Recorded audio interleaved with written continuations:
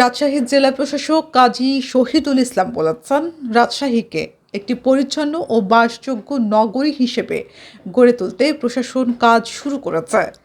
একই সঙ্গে বাজারে জ্বালানি তেলের কৃত্রিম সংকট ও অবৈধ মজুত ঠেকাতে কঠোর অবস্থান নেওয়া হয়েছে।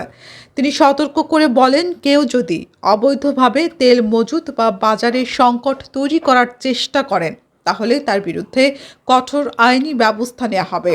তিনি আরও জানান, জেলা প্রশাসন থেকে পরিষ্কার একটি নগরী করার প্রতিশ্রুতি নিয়েছি। তার অংশ হিসেবে আমি ইমিডিয়েট গত বৃহস্পতিবার জয়েন করেছি। প্রতিটি অংশ পরিষ্কারের অংশ হিসেবে আমি আজকে এখানে ভিজিট করেছি। এখানে বরেন্দ্র এই ড্রেনটি যেহেতু করেছে, এর অংশ বাকি ছিল, এটি আমরা ইমিডিয়েট সম্পন্ন করার জন্য উদ্যোগ গ্রহণ করেছি।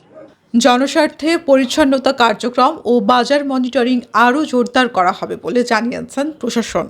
একই সঙ্গে তেলের কৃত্রিম সংকট ও মজুতদারির বিরুদ্ধে অভিযান অব্যাহত থাকবে।